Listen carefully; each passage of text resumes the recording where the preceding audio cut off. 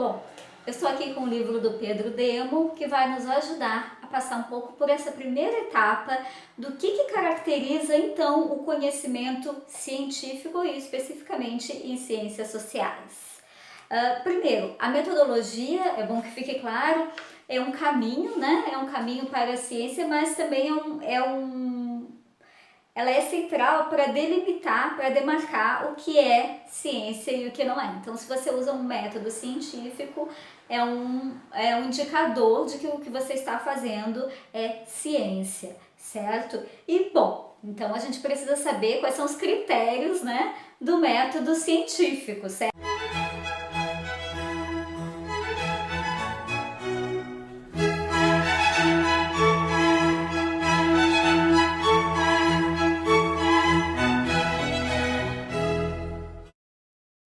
Certo?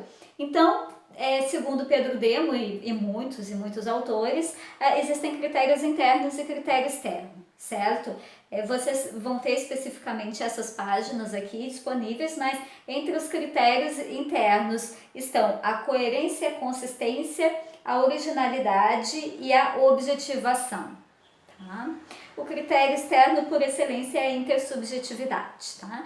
Agora a gente vai passar por cada um deles. Certo? Então, o primeiro é um critério interno. Os critérios internos eles têm a ver com o trabalho científico em si. Né?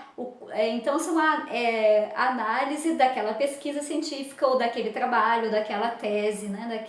daquela produção científica. Pode ser um ensaio teórico, enfim.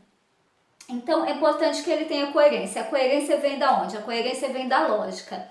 A lógica é uma parte específica da filosofia que embasa a matemática, embasa a construção da língua, várias coisas na nossa vida, né? A gente não conseguiria viver no mundo ilógico, certo? Nisso aí, antigamente tinha o Mickey da Disney, né? O personagem, ele tinha um amigo que era o Squalidos, em que ele era extraterrestre e ele tinha uma outra lógica, ele questionava a lógica, né? Se alguém achar e quiser postar aí no Classroom, eu vou gostar de ver de novo um desenhozinho com esquálidos. Que na verdade ele fica negociando, fica questionando a lógica da Terra, né? A lógica terrestre a todo momento, né? Então, por exemplo, por que a cachoeira cai para baixo a água, né? Por que a gente tem a lei da gravidade, né? Por que existe essa lógica? Por que é assim, né? Então, a coerência tem a ver com lógica, né? E a lógica, ela é essa coisa que diz que algo não pode contradizer, né, uma outra coisa, e que se alguma coisa está dentro, ela está contida, a outra coisa é maior. Aqueles conjuntos que nós estudamos no primário, lembra? Contém, não contém, está contido, união de conjuntos, aquilo é lógica, né? Então, a lógica tem a ver com o encadeamento também dos enunciados, né? Que tem um início, um meio e um fim, certo? E a consistência é uma capacidade também, que também tem a ver com lógica, né? De ter uma coerência, né? Ou seja, uma coisa não pode dizer que é e que não é ao mesmo tempo. A gente não pode começar usando uma definição em um trabalho científico e terminar com outra. Né? A gente não pode se posicionar de uma forma no início e depois analisar os dados a partir de uma outra perspectiva, de um outro ponto de vista, certo? Nas ciências sociais a gente vai ver que a gente tem várias definições para o mesmo conceito, então nós precisamos esposar um conceito, né, que nós falamos, né, casar com o conceito, né, lá no início do trabalho, fixar naquela definição e ficar com aquela até o fim. A gente não pode ir mudando. Por exemplo, cultura, né, cultura é um conceito que eu pesquisei por muito tempo. Tem várias definições de cultura, definições de cultura, mas a gente tem que fixar uma. Por exemplo, se eu fixo uma definição de cultura, a definição do Paulo Freire de cultura, que diz que tudo que não é natural é cultural, por exemplo. Bom, cultura então é tudo. Tudo que é feito pelo homem tudo que é intencionalmente feito é cultura. E aí depois lá no meio do trabalho eu vou falar especificamente sobre cultura erudita, usando uma definição, por exemplo, do Adorno, que é muito exclusivista, cultura para ele é só a alta cultura.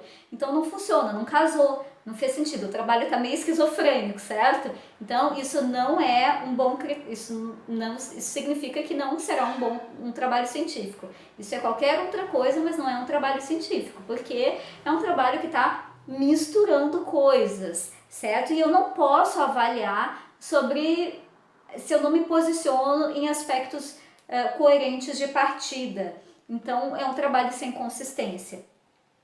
Originalidade significa que você não está repetindo, né? Ele é original. Você não está repetindo, não está copiando trabalhos dos outros, né? Então, nenhum trabalho é considerado científico se ele é copiado. A gente agora no Brasil, na nossa política, teve alguns problemas com isso, né? Algumas pessoas propuseram teses, dissertações totalmente plagiadas, né? Então é evidente que isso não é científico de forma nenhuma, aliás, nesse caso é criminoso, existe uma legislação que pune isso, né? Então no caso de plágio é inclusive crime. Mas poderia não ser crime, mas de qualquer forma não seria ciência, certo? É preciso que o trabalho seja original. E objetivação é o último critério interno, é o critério que tem a ver, né, com estudo, com trabalho, com livro, enfim. O que é objetivação? É porque se fosse nas ciências sociais duras, nas ciências sociais naturais, isso seria objetividade, né? Mas a gente não consegue uma objetividade completa no mundo das ciências sociais e das ciências humanas, nas humanidades, né? Porque a gente vai ver depois por quê. A gente tem um problema desse objeto de estudo que é das ciências sociais, que é típico das ciências sociais, que é o ser humano. O ser humano, ele não é tão objetivo, né? Todos nós temos as nossas subjetividades. E eu acho que a partir daí já fica fácil entender, então, que não tem como um trabalho nas ciências sociais e ciências sociais aplicadas e nas ciências humanas ser completamente objetivo. Mas ele tem como ter uma objetivação. Tá? Objetivação quer dizer uma tentativa de descobrir a realidade como ela é e não ficar inventando, não colocando palavras na boca das pessoas, não ficar interpretando do jeito que eu quero, não ficar, como nós dizemos, torturando os dados para que saia um resultado, uma conclusão do jeito que eu quero, né? Então, se alguém faz isso, ele acaba passando por uma banca, por exemplo, e sendo criticado e o trabalho dele não é aceito como científico, né? Por exemplo, poderia acontecer, com vocês não acontecerá, porque vocês já saberão, mas acontece às vezes, né? Infelizmente, com alguém na graduação, no mestrado ou no doutorado, que leva um trabalho, propõe um trabalho para a banca, um trabalho de conclusão, e que, por exemplo, não é original, tem plágio, então ele é avaliado como não científico, ele não passa, né? Ele não se deixa o aluno passar com essa proposta, né?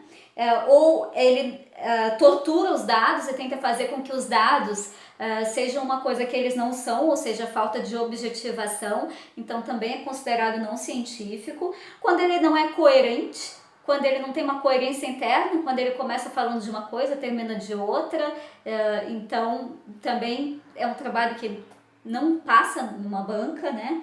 E quando ele não é consistente, quando ele se contradiz a todo momento, ele também não passa numa banca. Sabe aquelas pessoas que ficam em cima do muro e que dizem que gostam de azul, mas também gostam de vermelho, mas também gostam de não sei o que, mas também não sei o que, e não seguem uma linha todo o trabalho? Então é um trabalho inconsistente. Então assim ele não é científico.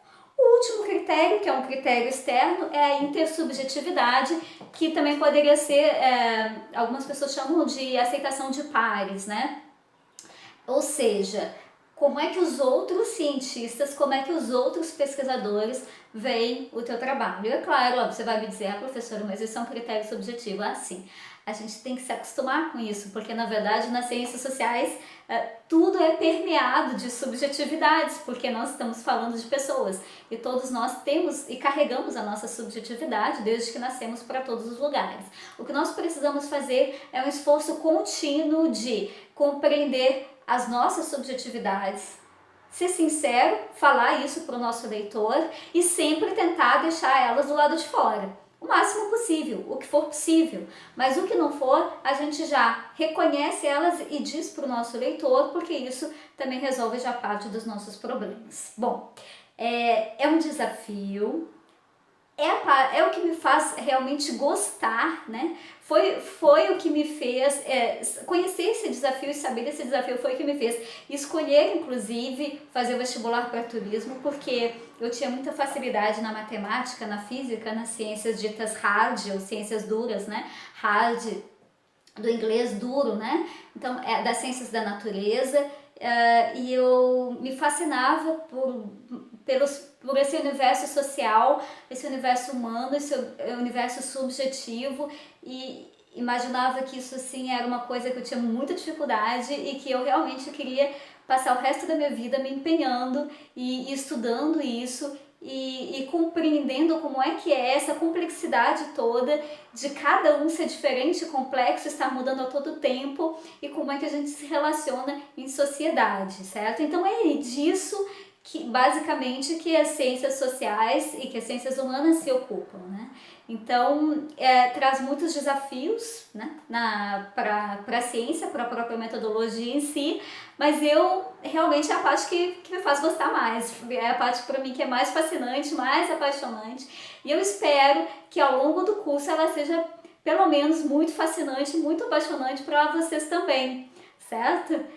Para isso, vocês precisam se dedicar. As primeiras leituras não são tão fáceis, mas vai ficando bastante mais fácil ao longo, então também não se pode deixar nada para depois. Vocês vão acompanhando comigo. No início as aulas serão mais provocativas e farão vocês pensar mais acerca de vocês mesmos e do mundo. Depois as coisas vão ficando mais naturais porque vocês vão começar a se acostumar com essa linguagem científica, tá bem? Continuem conosco.